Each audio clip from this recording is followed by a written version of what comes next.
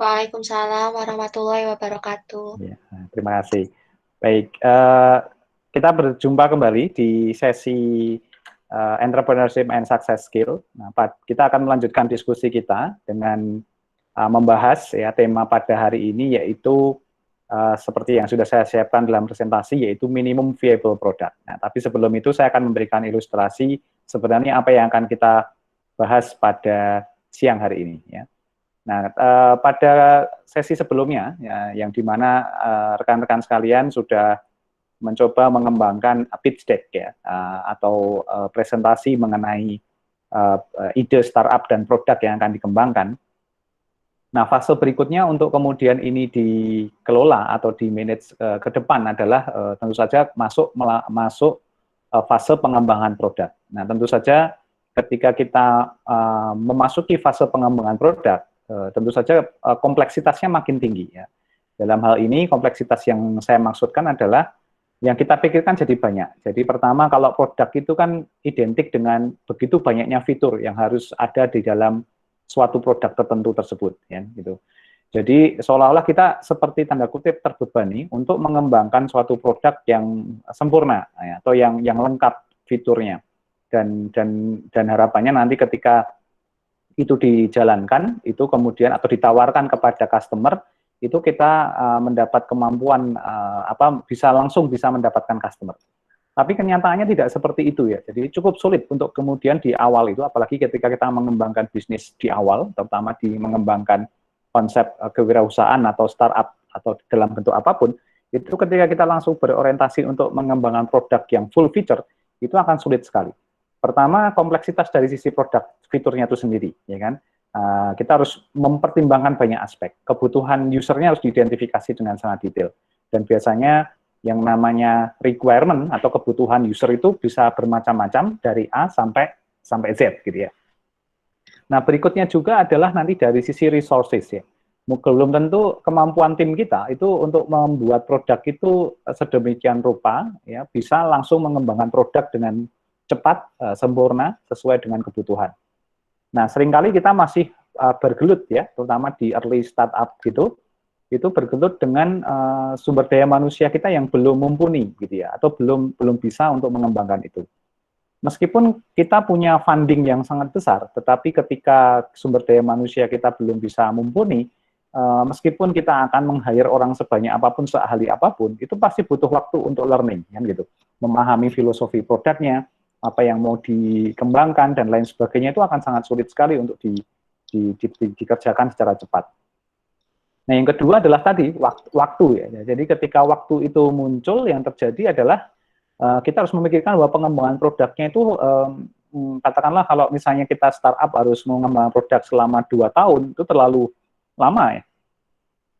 Kita butuh segera merilis produk yang dalam konteks tertentu nanti bisa diterima sebagai pemancing awal agar kemudian kita mendapat attention dari masyarakat atau dari calon pengguna kita yang nanti akan menjadi customer kita.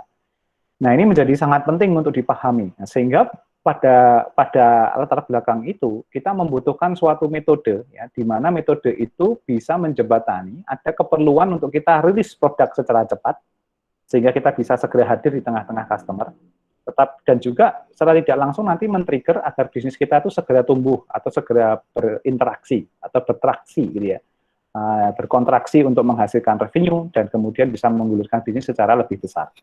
Nah, salah satu yang saat ini menjadi metode yang sangat penting ya dan sering dipakai sebagai jalan untuk menghadirkan produk yang dengan tipikal itu adalah dengan menggunakan konsep ini, MVP atau minimum viable product. Nah, jadi pada hari ini atau pada sesi ini kita akan membahas apa itu minimum viable product dan apa yang bisa kita gunakan, caranya bagaimana, dan manfaatnya apa yang bisa kita peroleh bagi kita yang mengembangkan startup atau jenis kewirausahaan apapun yang ingin segera rilis dan segera untuk masuk ke pasar. Nah, ini menjadi bahasan yang cukup cukup menarik karena minimum viable product ini sekarang menjadi salah satu yang banyak dipakai di banyak pengembangan startup. Saya sendiri menyaksikan banyak sekali startup yang kemudian berdiskusi dan juga berkonsultasi mengenai bagaimana memilih minimum viable product ini. Nah, sebelum kita memasuki slide demi slide, saya ingin memberikan ilustrasi. Yang namanya minimum viable product itu seperti gambar di depan. Saya mohon maaf, ini bulan puasa, tidak bermaksud untuk apa-apa ya, tetapi ini mungkin gambaran yang paling mudah ya. Jadi kita itu sebenarnya berada pada di dua kutub ya. Kutub pertama adalah kutub produk ya, full product ya, full feature product, digambarkan dengan donat yang sudah jadi matang dan kemudian sudah ada toppingnya gitu. Dan kemudian ada prototype. Prototype itu masih konsep, masih ore-orean, masih desain ya, masih sesuatu yang ada di pikiran kita dan mungkin bisa bentuknya memang benar-benar sudah dalam berbentuk donat, tapi kalau untuk dimakan mungkin masih prototype ya. Jadi sangat tergantung dari lidah begitu. Nah, sebenarnya proses perjalanannya adalah tentu saja dari prototipe ingin dijadikan jadi produk. Tetapi sebenarnya di tengahnya itu ada jembatan untuk kemudian kita bisa segera untuk rilis ke market dan segera mendapatkan respon dari market untuk penyempurnaan, yaitu minimum viable product. Dia ada di tengah. Nah, jadi yang akan kita bicarakan ini adalah yang di tengah ini. Nah, tetapi ini tengahnya ini bukan hanya sekedar tengah, bukan sesuatu yang menjadi kompromi poin begitu ya dari produk, tetapi ini metode untuk kita melakukan itu.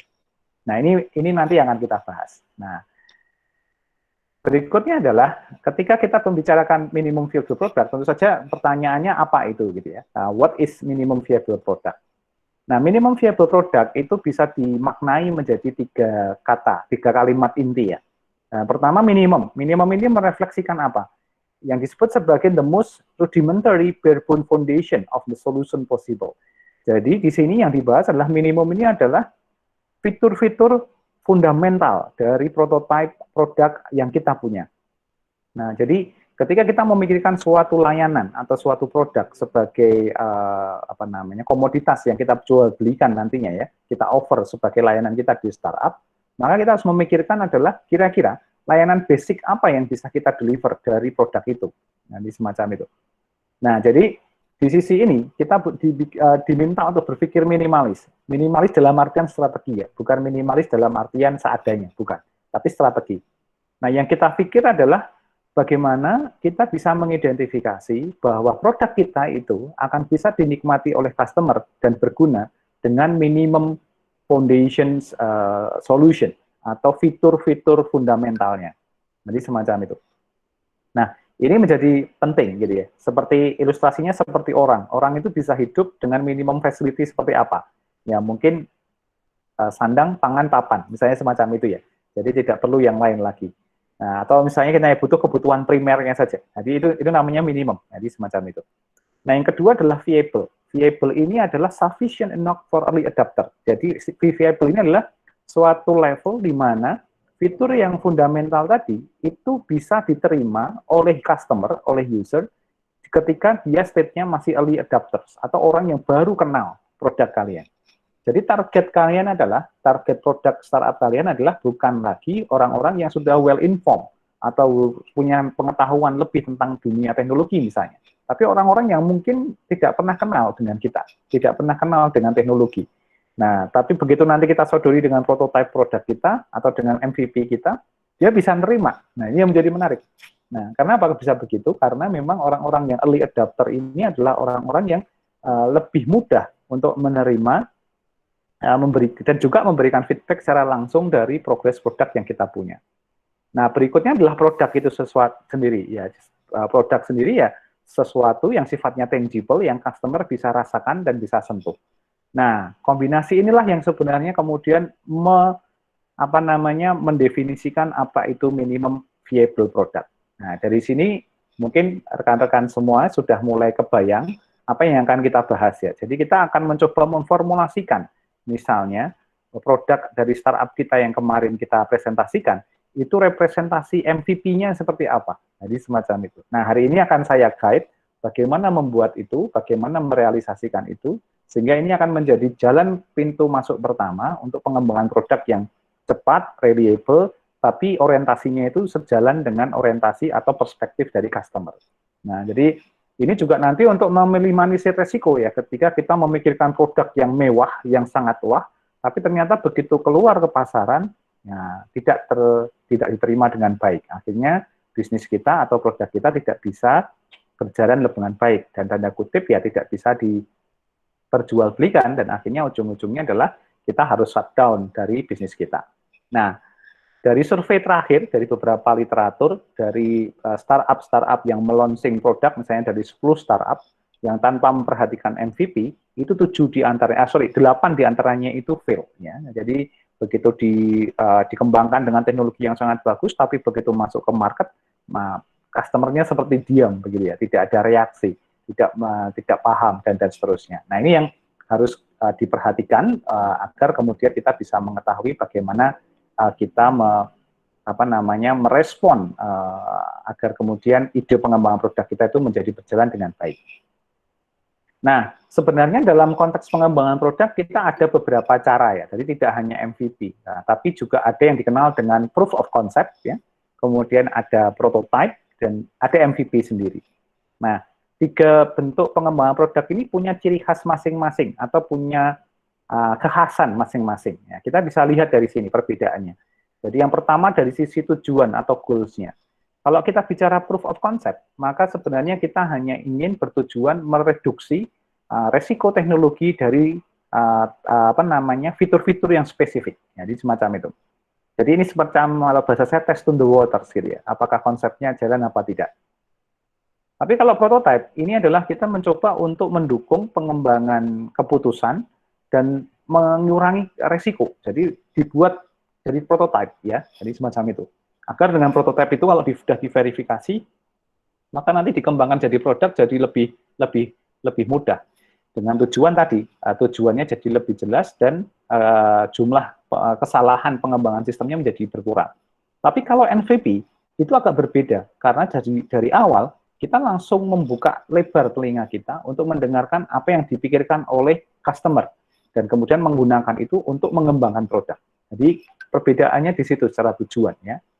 Yang kemudian caranya juga berbeda. Kalau proof of concept itu mencoba menginvestigasi dari sisi produknya, ya, terutama dengan satu aspek ya. Jadi satu aspek itu bisa aspek teknologi, aspek kemudahan pengguna, atau aspek-aspek lain yang sifatnya fungsional dari produk itu. Tapi kalau prototype itu menggabungkan beberapa aspek dan diinvestigasi atau diteliti secara bersama-sama. Kira-kira produk saya ini kalau saya buat mock up-nya semacam ini, tampilannya kayak gini, dengan warna kayak gini, jalan apa enggak? Nah, jadi semacam itu. Tetapi kalau MVP lain, kita melihat sudut pandangnya itu produk yang mau kita keluarkan tuh sebenarnya yang dibayangkan customer apa? Itu yang kita tanyakan dulu malahan. Atau kita observe dulu. Nah, sehingga memang benar-benar seperti kita tidak punya bahasa saya kita kan seperti tidak punya idealisme bahwa produk kita itu harus bentuknya seperti ini. Tapi benar-benar kita orientasinya ke customer. Nah, siapa yang menggunakan? Ya, biasanya ini yang menggunakan adalah produk tim ya, dua-duanya ini. Proof of concept ini orang-orang di riset dan pengembangan. Makanya tidak heran apabila seringkali hasil dari proof of concept dan prototype itu akhirnya tidak bisa berjalan ke customer. Karena apa? Karena customer tidak bisa mengadap produk itu atau menerima produk itu sekaligus, harus belajar dulu, harus learning dulu dan lain sebagainya.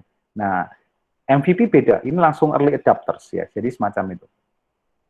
Nah, penggunaannya itu juga berbeda ya. Jadi kalau proof of concept itu dipakai ketika kita merasa nggak yakin bahwa ide kita itu bisa dibangun atau bisa dibuat. Nah, jadi kita butuh proof of concept atau keyakinan bahwa produk kita itu bisa kita kerjakan, kita kembangkan.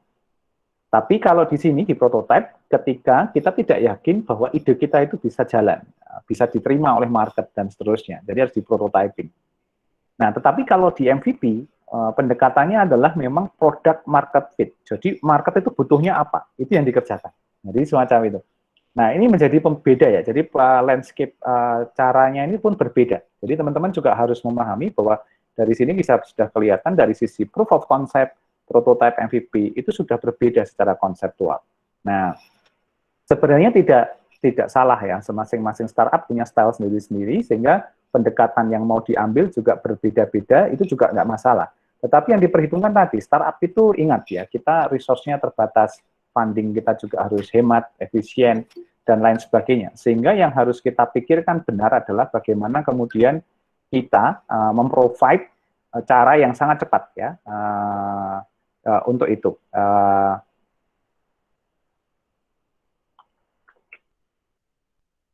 Jadi itu yang nanti akan apa yang harus kita perhatikan benar agar kemudian bisa dikerjakan untuk itu.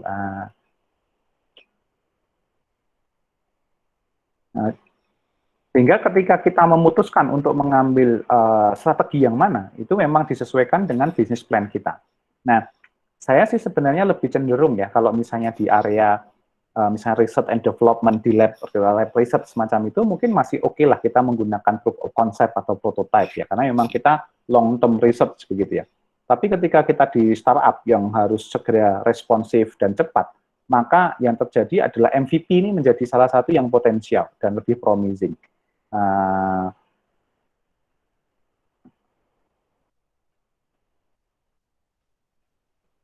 Yang bisa kita kemudian ambil untuk sebagai strategi pengembangan produk yang cepat, begitu ya. Nah, ini menjadi penting ya. Jadi satu hal yang harus diperhatikan yang harus diperhatikan lagi adalah bahwa kita juga harus memikirkan nanti ya bagaimana kalau kita dalam mengembangkan startup ini kita harus punya skill ya, bagaimana menggunakan strategi yang tepat untuk kepentingan pengembangan bisnis kita. Nah, ini memang sulit ini. Nah, sayangnya kita di MIPA misalnya gitu ya, itu belum ada mata kuliah yang memang fokus ke strategi, manajemen strategi dan lain sebagainya. Tapi sebenarnya dekat ya dengan manajemen operasi dan lain sebagainya. Tapi orientasinya agak lain ya. Nah, tapi itu penting sekali karena nanti akan dilihat nih setiap strategi ini itu plus minusnya seperti apa. Nah, ini yang menjadi harus diketahui dan nanti ada kombinasi dari sisi experience ya atau pengalaman, trial errornya, kesalahan apa yang dapat feedback apa dan lain sebagainya itu nanti akan sangat menentukan juga dalam pemilihan strategi. Nah, ini menjadi bisa kita kerjakan gitu ya. Nah, bayangannya semacam ini untuk yang perlu kita lihat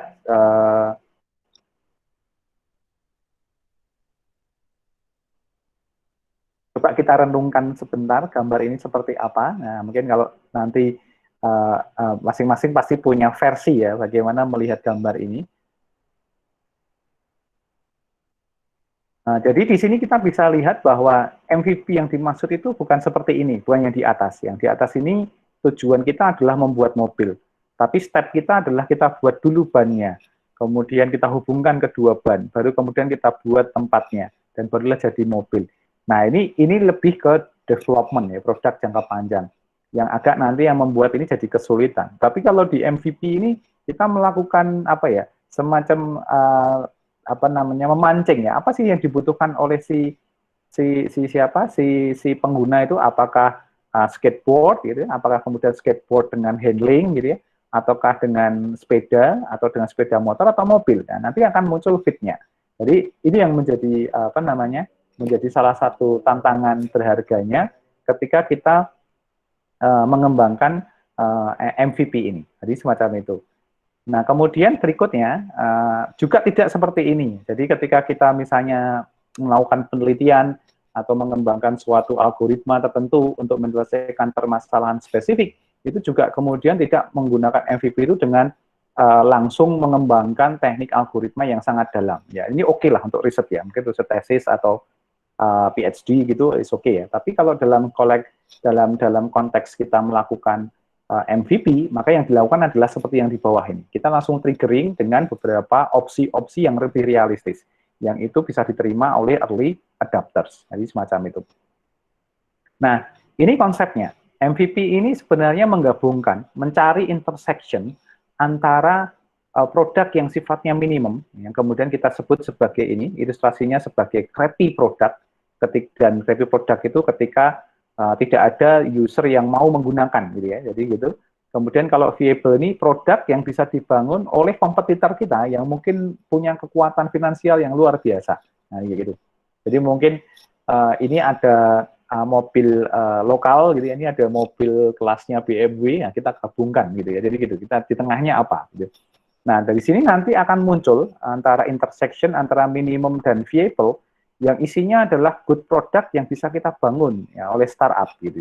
Nah, startup itu cirinya di sini sebenarnya. Kita bermain di area-area intersection ini strateginya. Nah, jadi kita melawan korporasi. Nah, ini korporasi yang viable, ini yang mungkin ini yang paling UMKM gitu ya, UMKM yang mungkin belum mature gitu ya, baru early stage. Nah, kita coba isi dengan memfokuskan pengembangan produk di area ini. Jadi semacam itu. Nah, jadi kita mencoba di antaranya antara yang minimum dengan yang viable tadi. Nah, ini salah satu ilustrasi untuk memudahkan kita untuk memahami di mana sih minimum viable produknya itu berada, gitu ya. Nah, tetapi yang harus diperhatikan, minimum viable product itu tidak kemudian dia sangat minimum atau baseline. Jadi ini ilustrasinya ya. Produk itu punya 4 ciri khas sebenarnya. Visible, ya, valuable, usable, dan delightful. Nah, tidak boleh minimum viable product itu tidak di keempatnya. Jadi dia sudah di dasar ini. Jadi sangat-sangat basic. Kalau bahasa orang kasar ya seadanya. Jadi tidak serta-merta itu juga. Nah, minimum viable product ini harusnya seperti ini. Nah, mungkin dia tidak apa ya? Dia sudah menyentuh di semua bagian ciri khas dari produk itu. Dia itu visible, dia valuable, dia usable, dia delightful, tetapi hanya sebagian saja, mungkin tidak 100%. Jadi ini mungkin hanya 10%-nya saja lah gitu. Nah, jadi kita mencoba sense-nya ke situ. Jadi mulai berpikirnya ke situ. Makanya di dalam startup atau dalam early stage business itu kita membutuhkan seorang product owner ya atau product manager yang benar-benar pegang nanti kualitas produk. Nah, dia tahu kualitas produk nilai 10-nya sekian. Tapi karena ada kebutuhan MVP, maka yang di-deliver katakanlah untuk awal ini di skor 2 dulu gitu atau di skor 1 itu sudah sangat cukup. Dari pengalaman saya misalnya mengembangkan minimum viable product itu kita slicing delightful, valuable, usable, dan visible-nya itu di range maksimal 10% itu sudah sangat bagus sekali. Karena dengan cara itu, dengan kita punya 10%, kita sebenarnya tahu nilai 100%-nya ke depan akan seperti apa. Nah, bisa kita prediksi. Nah, jadi secara tidak langsung kita punya roadmap pengembangan ke depan. Jadi pengembangan roadmap-nya itu bukan dari bottom up gitu ya, tapi nanti horizontal semacam ini. Ini membesar ya. Jadi fokusnya kita membesar ya, dari delightful yang slicing-nya ini, kemudian nanti ke tengah lagi, ke samping, dan akhirnya kita bisa memenuhi semuanya. Nah, itu yang kita inginkan dari minimum viable product. Jadi ini menjadi tantangan tersendiri karena memang di minimum viable product ini nanti kita akan mengetahui ya sebenarnya seberapa jauh sih ide kita itu bisa berapa ya maksimal di masyarakat. Nah, sebagai use case contoh misalnya kalau teman-teman masih mengenal Airbnb, ya dia melihat ada kesempatan, ada opportunity, ya jadi misalnya dengan menggunakan menyewa gitu ya. Nah, itu bisa, tapi sewanya tidak lagi sewa full furniture, sebuah kamar kayak di hotel begitu, tetapi komponen gitu ya. Dan itu sempat ditiru juga oleh salah satu hotel yang dipunyai oleh salah satu maskapai dari Malaysia ya. Jadi kita bisa sewa kamar itu basic ya, cuma dapat kasur gitu ya, tapi begitu kita pengen nambah guling, nambah bantal, nambah selimut, nambah handuk, itu ada ongkosnya. Jadi semacam itu. Nah, itu ilustrasi bagaimana kita membuat minimum viable product. Minimum viable product-nya apa? Ya hanya tempat tidur. Ya, adanya yang ada hanya ada ruangan dan juga ada matrasnya atau ada tempat tidurnya. Kalau tidak salah Tun Hotel ya dulu ya. Jadi itu namanya minimum viable product. Nah, itu sebagai contoh ya untuk memudahkan kita. Nah, kemudian dalam konteks ini di minimum viable product kita punya matrix ya. Nah, matrix ini nanti dari matrix important dan urgent, kemudian not urgent, kemudian ada not important, itu juga ada. Jadi yang perlu diperhatikan adalah kita harus pakai MVP, ini sangat urgent dan important ya. Kemudian kalau kita pengen lihat metrik yang lain misalnya not urgent tapi important, ya kita harus melakukan ini plan untuk mendevelop beta launch atau merilis tapi dalam versi yang beta. Nah, kemudian nanti yang tidak penting tapi cukup urgent yaitu adalah kita memikirkan integrasi dengan pihak ketiga. Nah, jadi gitu. Dan yang terakhir adalah ini product roadmap. Jadi gitu. Sebenarnya tidak terlalu urgent dan tidak terlalu important. Jadi ini seperti ini ya, kita mau menerabas hutan belantara yang gelap gulita, kita tidak pernah tahu apa yang ada di sana. Yang kita lakukan akhirnya apa? Ya kita buka kecil-kecil dari pojokan kanan dulu kita buka, kemudian melebar ke berikutnya dan seterusnya. Nah, itu contoh bagaimana kita memikirkan minimum viable product itu bisa kita kerjakan dengan cukup baik, begitu ya. Pada titik tertentu nanti seluruh hutan kita buka juga, gitu kan. Jadi semacam itu. Tapi kan nggak perlu dibikin dengan alur yang sangat rigid, begitu ya. Nah, bagaimana melakukan ini? MVP itu dilakukan dengan beberapa step ya. Step pertama, stepnya itu simple. Ya. Yang S pertama adalah start with market research. Nah, jadi orang ketika mengembangkan produk dengan menggunakan MVP ini tidak kemudian tergesa-gesa kita merangkai bahan untuk kemudian jadi produk. Tapi yang dilakukan adalah start with market research. Nah, ini nanti yang akan kalian kerjakan sebagai aktivitas pengganti di minggu lalu yang kita tidak ada kelas ya. Jadi, market research ini bisa macam-macam. Nah, bisa melakukan interview, bisa melakukan pengisian survei, dan yang lainnya, observasi dan lain sebagainya. Intinya adalah untuk memastikan, contohnya kalian punya produk A, apapun bentuknya, kalian memikirkan warnanya gitu untuk ke customer. Itu nggak bisa hanya didasarkan pada kesukaan dari anggotanya. Tanyakan kepada user. Kalian bikin survei. Kalau produk seperti ini bentuknya kotak, dimensinya sekian, kira-kira warna apa yang kalian suka? Jadi semacam itu. Nah, itu yang dijadikan sebagai decision untuk menentukan feature dari produk itu. Itu yang disebut sebagai market research ya. Kalian juga harus tahu berapa demografinya dan lain sebagainya. Nanti di platform online kita saya juga sudah berikan ya satu simple tautan mengenai market research gitu ya. Nah, kemudian yang berikutnya, dari market research ini kita banyak hal. Nanti yang akan kita tanyakan apa saja? Yang kita tanyakan adalah semua hal tentang MVP. Yang kita pikirkan tentang MVP. Nah, jadi misalnya yang kita pikirkan tentang MVP adalah minimum feature yang bisa kita tawarkan kepada customer. Maka tanyakan pada market research. Contoh ya, kalau bikin aplikasi misalnya, apakah dari sisi user lebih menyukai pakai registrasi, ya, mengisikan data diri, atau cukup login pakai Facebook atau Gmail. Jadi misalnya semacam itu. Nah, itu nanti ketika kita mendapatkan informasi itu, meskipun di awal kita udah punya pikiran bahwa sistem kita nanti ada registrasi sendiri, ada bisa pakai Gmail, pakai Facebook, pakai LinkedIn, apa yang dihasilkan dari market research itulah yang kita ambil, kita adopsi. Makanya di sini ada ideate on value addition. Jadi hasil dari market research ini memvalidasi semua ide kita tentang produk. Bisa jadi ide kita itu tidak tervalidasi oleh market. Karena apa? Karena tidak dipikirkan oleh user. Nah, jadi percayalah pada informasi user tadi sebagai feedback kalian. Nah, dalam mengembangkan produk. Karena kalau tidak, yang terjadi adalah produk kalian akan berjalan sendiri saja. Tidak akan ada menghasilkan reaksi apapun dari sisi customer. Nah, kalau terjadi semacam itu, ya akan sangat wasting ya, dan sangat istilahnya kalian sudah susah-susah untuk bikin produk sedemikian ribetnya, tapi ternyata tidak bisa mengeluarkan atau bisa menarik customer itu dengan sangat banyak. Ya, itu akan cukup menyulitkan nanti begitu. Jadi itu salah satu alasannya kenapa kita butuh MVP. Nah, kemudian kita melakukan ini, M yang ketiga, yaitu map out user flow. Nah, kita juga memetakan itu. User itu pengennya flow-nya itu gimana untuk mendapatkan layanan kita. Mengontak WA dulu, kemudian order dulu, mengisi order atau apa. Jadi tidak bisa kita serta-merta atau semena-mena, pokoknya user kalau mau pesan isi ini, nggak bisa. Tanyain dulu kepada user pengennya kayak apa. Ya, jadi kayak gitu. Nah, nanti juga harus ditanyakan detail, misalnya. Yang diinginkan,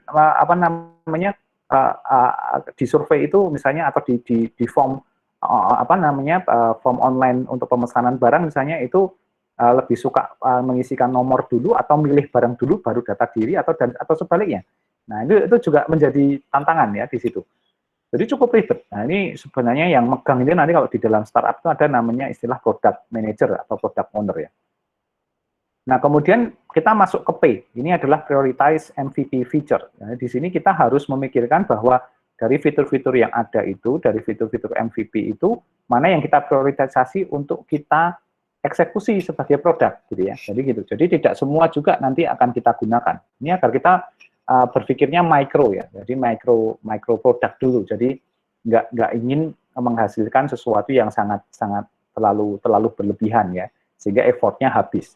Karena seringkali kalau misalnya kita berorientasi menghasilkan produk yang sangat sempurna, effort kita itu akan keluar semua dan akhirnya akan habis di tengah jalan. Apalagi begitu produknya, prototipenya jadi ternyata tidak sesuai dengan perkiraan kita. Nah, itu akan wah, itu sakit hatinya akan jauh lebih keras gitu ya. Nah, kemudian kita launch MVP-nya, kita lakukan launching ya, beta launch tadi, dan kemudian kita lihat, kita exercise, kita analisis bagaimana respon dari masing-masing pengguna terkait dengan hal itu. Itu akan menjadi learning path yang sangat penting dan ini terus berputar ya. Jadi nanti dibuat fase-fasenya agar kemudian menjadi lebih bagus. Dan bagaimana cara kita untuk membuat MVP ini? Ya, caranya adalah pertama kita harus kalian nanti berembuk ya, berdiskusi dengan timnya untuk mendefinisikan MVP idea. Nah, isinya apa? Tanyakan kembali kepada tim kalian tentang produk itu. Apa purpose dari produknya? Apa tujuan dari produk itu? Apa isu yang ingin di-solve sebenarnya? Nah, jadi esensinya itu sebenarnya mau solve apa? Kemarin saya udah lihat ya beberapa video dari teman-teman, ya, cukup menarik dan harus ditanyakan lagi. Ada beberapa dan mungkin hampir semua harus bisa menjawab ini. Kalau ditanya nanti di sesi pitch deck yang serius ya, misalnya apa sih purpose-nya kamu bikin produk ini ya gitu. Apa isu yang ingin diselesaikan gitu ya. Kemudian dari situ kita harus membuat product requirement. Jadi kalian melist down feature dari produk. Nah, ini tujuannya untuk apa? Agar tim itu mengetahui kalau kita pengen bikin tadi ya produknya tujuannya itu dan menyelesaikan permasalahan itu. Untuk menyelesaikan itu kita bikin fitur dari A sampai Z kan gitu. Nah, jadi harus tahu dulu landscape-nya seperti apa. Nah, saya mau ke Solo nih. Kalau mau ke Solo saya tahu nih path rutenya kemana saja dulu gitu. Lewatnya mana dulu gitu. Nah, dari situ baru kita pikirkan mana yang menjadi priority product requirement. Nah, ini yang menjadi jantungnya MVP. Kita harus memilih dari semua list feature yang ada, mana yang menurut kalian itu adalah sangat dibutuhkan, minimum dibutuhkan, viable dibutuhkan oleh customer. Nah, caranya tidak dijawab dengan sendiri, tetapi dijawab dengan tadi, survei market ya, atau market research tadi. Nah, jadi begitu cara berpikirnya. Nah, ketika kita bisa mendapatkan itu, itulah yang sebenarnya nanti dikembangkan. Sebenarnya itulah dikembangkan. Jadi, kita mempercayakan bahwa pilihan prioritisasi itu didasarkan pada si pengguna atau calon customer-nya. Nah, ini nanti akan kalian kerjakan sebenarnya ya. Jadi semacam itu. Dari situ baru kita bisa mengembangkan menjadi produk dari requirement menjadi produk feature ya. Kemudian baru di-develop, di rapid prototyping menjadi aplikasi atau produk yang akan kalian buat. Baru kemudian kita launching lagi untuk kemudian mendengarkan feedback berikutnya. Nah, sehingga nanti proses yang terjadi sebenarnya di dalam proses MVP ini itu akan seperti ini. Nah, jadi menjadi proses yang bertautan ya. Jadi kita mungkin step-nya masih di sini nih. Maka kita melakukan market research ya. Kita lakukan MVP interview assumption-nya dulu. Oke. Oh, berarti dari fitur list produk kita yang kita prioritaskan pertama adalah sisi customer, kemudian ya, opsi kedua, opsi ketiga. Kita bikin MVP produk, kita terjemahkan menjadi fitur di produk itu. Nah, kemudian kita tanyakan lagi kepada customer, sehingga pada titik tertentu nanti muncul, oh ternyata yang dibutuhkan adalah ini, previous MVP, hasil dari previous MVP plus jar dan labelnya. Jadi semacam itu. Jadi akhirnya yang terjadi apa? Kita punya produk specification yang memang dibutuhkan oleh customer. Kalau dia produk makanan, ya jenisnya, beratnya, warnanya, ingredientnya, jadi semacam itu, packagingnya, dan lain sebagainya. Jadi itu yang harus kita pikirkan. Nah, ini sangat berbeda ya dengan dunia riset sebenarnya. Dunia riset, kita nggak mikirin user sebenarnya, yang penting accepted gitu ya, oleh paper atau jurnal. Tapi yang menjadi tantangan adalah bagaimana kita kemudian bisa memikirkan bahwa produk kita, hasil riset development kita itu nanti bisa dipakai oleh user. Jadi itu yang menjadi tantangan tersendiri ya dari sisi MVP ini. Nah, nanti itu yang teman-teman nanti harus coba lakukan dan lakukan itu. Ini adalah ilustrasinya. Jadi misalnya kita harus menentukan yang pertama user flow. Jadi user itu nanti kalau mau pakai produk kita, memanfaatkan produk dan layanan kita itu flow-nya seperti apa. Nah, gitu. Jadi kalau ini saya toko online gitu ya, dia harus nyari sepatunya dulu, kemudian beli, kemudian di manage ordernya, baru di receive ordernya. Ini kan flow, jadi nggak boleh kebalik. Kalau kebalik nanti wah, bahaya. Nah ini juga ditanyakan kepada user, kamu pilih yang mana? Siapa tahu memang usernya itu sukanya deposit dulu gitu ya, baru kemudian pilih sepatu, misalnya kayak gitu. Tanyakan. Nah baru dari situ kemudian kita membuat setiap dari apa namanya flow ini, flow point ini pasti ada fitur-fiturnya, dari login, ya kan, fitur yang lain, membandingkan, comparing dan lain sebagainya. Dari situ kita membuat ini, akhirnya punya list of feature tadi, masing-masing punya list of feature. Dari sini kemudian kita menentukan mana yang high priority, mana yang low priority. Definisi high dan low priority ini dikembalikan kepada kita sebagai pemilik ide. Mana yang kira menurut kita itu memang dalam konteks ini kita butuhkan saat ini sebagai esensial. Kalau high priority itu ya istilahnya kalau itu nggak ada sekarang, maka aplikasi atau produk itu tidak bisa dijalankan atau tidak berfungsi. As simple as that ya, menurut saya begitu. Dan seterusnya. Nah, itu poin pertama yang harus dibuat. Jadi kalian harus berembuk membuat peta ini, tanda kutip, atau matrix ini. Jadi gitu. Fiturnya seperti apa. Jadi kalau kemarin kan pitch deck itu kan masih idea ya, masih abstrak, masih gambaran umum, masih sesuatu yang innovation, idea tertentu begitu. Dan itu perlu kita apa namanya? Kita turunkan jadi sesuatu yang tidak abstrak menjadi ini list of feature and user flow. Kalau bahasa formalnya ya ini list of requirement. Nah, kemudian dari situ kemudian kita mencoba untuk membuat ini garis MVP. Nah, dari fitur-fitur ini dengan high priority dan low priority kita bikin batasan ini. Mana yang sebenarnya MVP, kan gitu.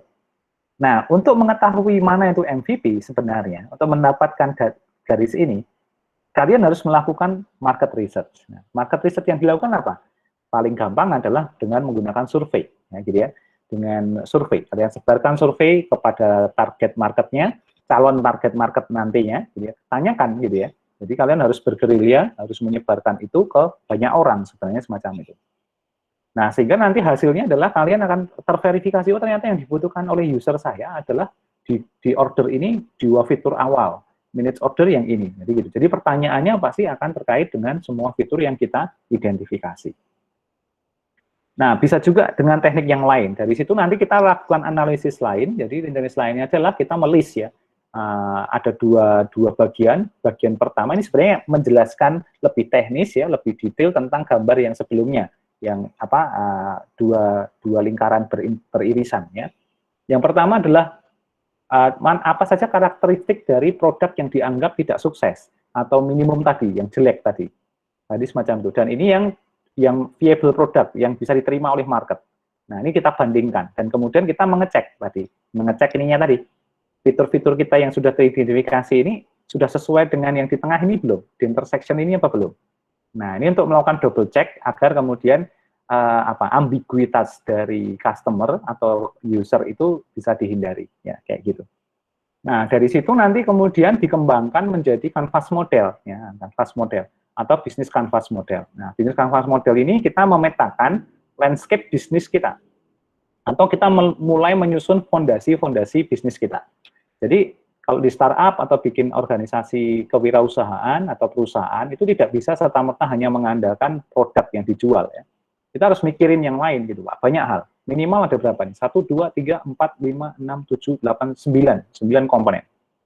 Nah, jadi yang pertama adalah kita harus tahu dan memanage ya. Tidak hanya tahu ya, tapi memanage. Namanya key partner.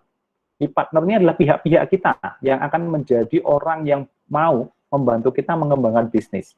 Baik dia ngasih uang untuk investing, ya, funding gitu ya. Kemudian orang yang membantu kita mengenalkan kepada pihak lain yang mendukung bisnis kita, atau pelakunya. Gitu ya. Contohnya kalau di Uber ya seperti Grab atau Gojek gitu ya. Jadi key partnernya ya drivers ya. Nah, makanya mereka sangat concern tuh dengan drivers. Lobbyist ini orang-orang yang misalnya menyelesaikan permasalahan perizinan, lain-lain segala macam. Dan yang paling penting adalah investor, orang yang mempercayakan uangnya untuk mengembangkan bisnis kita. Ya. Nah, dari key partner ini kita punya nih namanya key activities. Ini adalah aktivitas-aktivitas kunci yang kita butuhkan untuk mengembangkan bisnis. Nah, otomatis kalau Uber, Grab, dan Gojek itu ujung-ujungnya adalah bagaimana meng-hire driver sebanyak mungkin, gitu kan. Jadi kekuatannya kekuatan armada, kan begitu. Meskipun sebenarnya armadanya itu ya tidak dia miliki sendiri. Jadi hire drivers itu jadi penting, ya gitu. Bukan hire orang engineer-nya nggak penting. Yang penting adalah drivernya, karena yang jalanin kan dia bisnisnya. Kemudian customer service. Customer service ini adalah ya ini layanan pengguna yang ketika nanti pengguna menghadapi permasalahan-permasalahan khusus. Nah, untuk bisa menjalankan key activities ini, mereka butuh key resources atau sumber daya kunci, yaitu technological platform. Nah, misalnya semacam itu. Nah, dari situ kita bisa tahu bahwa ternyata dari key activities dan key resource ini menghasilkan yang namanya value proposition, atau nilai proporsi, atau nilai yang didapatkan oleh masing-masing pihak yang terlibat dalam bisnis ini. Nilai itu adalah manfaat baik ya. Jadi misalnya untuk drivers gitu. Jadi value proposition ini adalah passenger on demand. Dia enggak, jadi yang butuh adalah passengernya, bukan drivernya. Gitu. Kemudian murah harganya dan juga kenyamanan. Jadi gitu. Tapi untuk for the passenger kebalikan, driver on demand. Jadi yang butuh adalah drivernya. Kemudian flexibility of time ya. Kemudian tidak ada bos ya. Jadi semuanya sama. Jadi semacam ini. Nah, kemudian value proposition ini akan bisa berkembang tinggi apabila punya customer relationship atau namanya layanan untuk berhubungan baik dengan pelanggan. Ya. Jadi support ya, highly automated, tidak ada lagi intervensi orang, itu menjadi sangat menarik ya. Dan kemudian ini channel ya, social media menjadi penting ya, diseminasi, kemudian mouth to mouth and seterusnya. Jadi ini merupakan strategi akhirnya jadinya. Jadi kalau mau berhasil ya customer relationship-nya dikencengin, channel distribusi atau diseminasi publishing di sosial medianya harus kuat sekali gitu kan, harus dimenguasai gitu. Makanya nggak heran awal-awal dulu Gojek, Grab, Uber itu memang berkompetisi di trending topik di sosial media, baik di Twitter, Instagram maupun yang lain. Sekarang pun juga terjadi kan gitu. Jadi banyak-banyakan follower, banyak-banyakan jadi influencer dan lain sebagainya. Itu karena memang channeling ini menjadi sangat penting. Nah, kemudian nanti customer segmentation. Ya, di customer segment ini ya jelas ya, antara passenger dan driver, supply and demand di-maintain. Nah, dari hal yang dikerjakan di atas ini, maka nanti muncul yang namanya cost structure. Cost structure ini adalah struktur pembiayaan yang nanti muncul, yang diperlukan untuk menjalankan bisnis ini. Nah, jadi di sini kelihatan ya, jadi bagaimana sebenarnya sebuah startup atau bisnis itu dibangun itu dengan komponen-komponen ini. Jadi gitu, tidak kalau kita kan kalau di struktur organisasi di misalnya di HMJ himpunan mahasiswa itu kan konvensional ya, bikin struktur organisasi, ada ketua, sekretaris, bendahara, baru menentukan program. Nah, sebenarnya harusnya sudah direvolusi juga itu ya, atau direformasi. Jadi harusnya ditentukan dengan model semacam ini. Apa sih key partnernya? Apa pentingnya itu untuk menjawab apa pentingnya eksistensi dari himpunan mahasiswa tersebut dan seterusnya. Jadi bisa nanti arahnya ke sana. Dan akhirnya muncul cost structure dan revenue stream.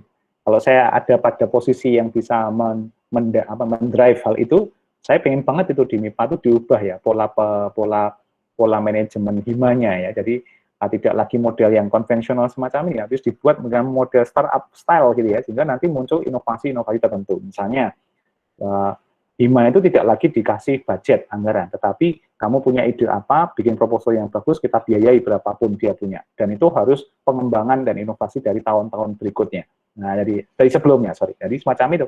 Nah, itu akan jauh lebih dinamis begitu ya. Jadi tidak stagnan. Kita kan lihat bayangkan ya kalau di Hima itu saya beberapa kali review, beberapa LPJ-nya itu ya hanya copy paste dari tahun sebelumnya, kepengurusan sebelumnya kegiatannya. Nah, itu kan tidak ada inovasi, tidak ada sesuatu yang baru. Nah, ini kan berbahaya gitu ya. Kalau menurut saya ya harusnya tidak boleh semacam itu. Nah, ini kan sudah berjalan turun-menurun ya. Jadi karena sudah jalan turun-temurun itu jadinya dianggap baik gitu. Padahal belum tentu baik sebenarnya itu. Nah, ini yang menjadi penting ya.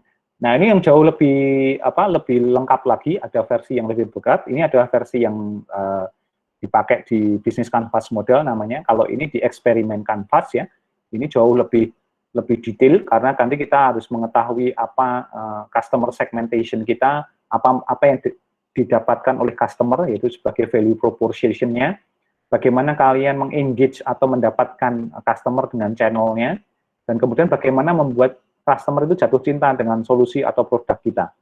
Nah, dari situ baru kita nanti menentukan risiko apa yang mungkin muncul ketika kita melakukan strategi itu. Kemudian apa formatnya untuk eksperimen itu.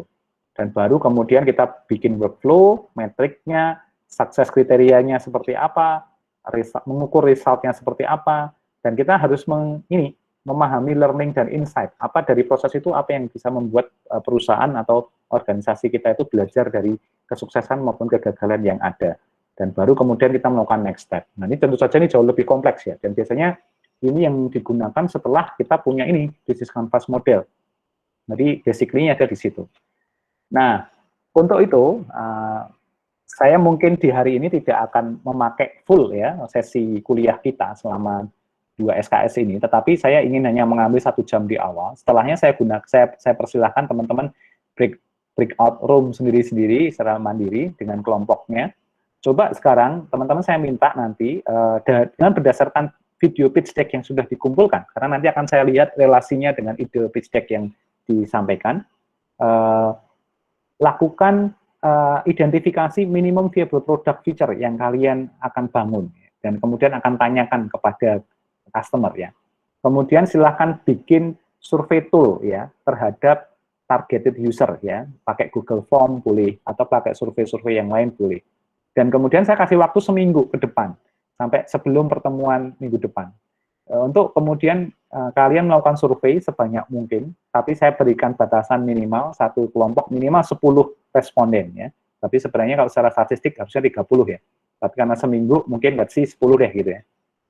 Kemudian boleh kalian ambil dari teman kalian dan lain sebagainya. Dan sebisa mungkin sebenarnya tidak hanya random ya, tetapi agak segmented kepada kira-kira calon pengguna kalian gitu. Jadi ini juga untuk menguji seberapa bagus kalian mengidentifikasi atau mengendus gitu ya, calon pengguna saya itu orang-orang seperti apa gitu. Jadi akan terlihat dari situ. Dan kemudian nanti kalian saya minta secara random basis kelompoknya untuk menampilkan hasil itu. Jadi gitu dalam bentuk presentasi ya. Jadi semacam itu. Nah, untuk membantu kalian bagaimana proses itu terjadi sebenarnya, di Elok ini, saya tunjukkan sebentar ya.